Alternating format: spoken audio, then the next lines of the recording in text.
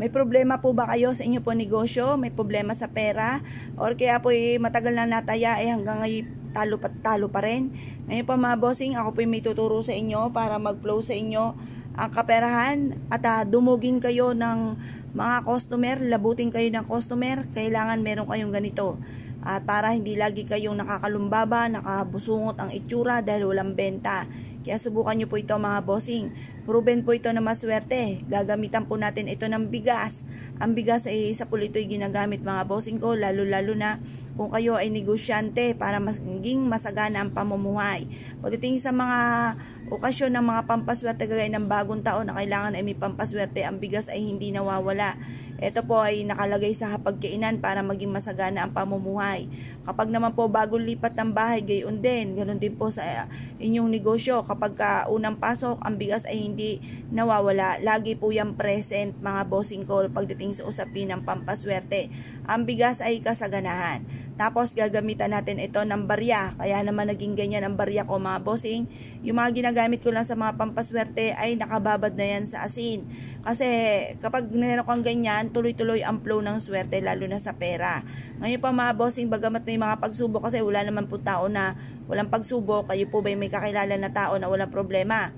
Lahat po yan na may problema, iba't ibang istorya lang po tayo ng buhay.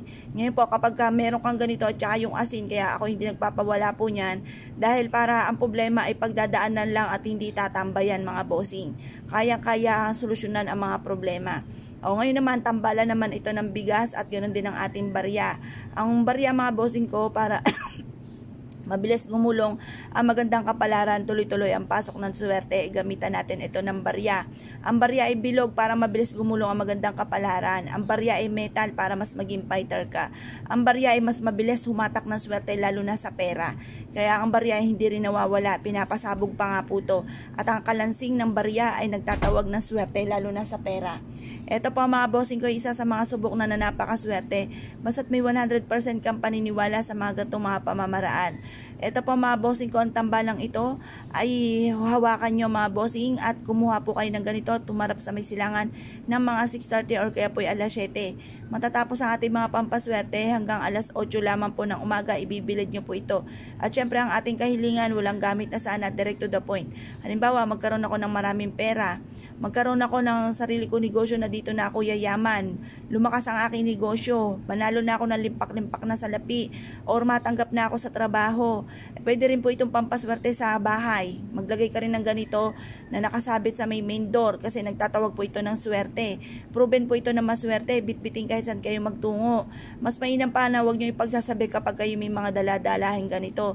Kasi once na kayo po may pagkamadaldal, kagaya ko po mga bossing, may pagkamadaldal po ako, ay nauudlot ba? Kaya nagawa ulit ako ng panibago mga bossing. Kasi pag may nakausap ka na hindi naniniwala, sasabihin sa iyo, para kang siraulo, naniniwala ka sa gayaan. Kasi ikay masipag na tao, ay tunay naman na tutuot naman talaga rin ang mga sinasabing ganon.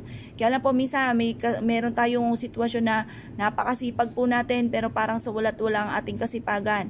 Para may patutunguhan na ating kasipagan, gamitin nyo po ito yung barya at ganon din po ang ating bigas. Proven po ito na napakaswerte basta't may 100% kang paniniwala. Kapag ikaw po'y gumawa ng ganito, minumungkahi ko po sa inyo na maging positibo po kayo. Sabihin nyo po sa isipan ninyo na kayo po ay magiging mayaman na, magiging matagumpay na, makakamit ang mga pangarap. Kasi once na nasa isipan nyo ay pangit, ay siya ay pangit nga din po nagaganap. Dalhin ito kahit saan kayo magtungo. Pwedeng iipit sa inyo pong unan, ilagay sa inyo pong bag or kaya sa inyo pong pitaka. Ang dulot po nito ay swerte. Or ilagay sa bulsa para sundan ka ng kaswertihan. Kaya kung kayo po'y naniniwala at nais nyo po itong gawin, asya mga bossing, huwag ka na magpatumpik-tumpik pa.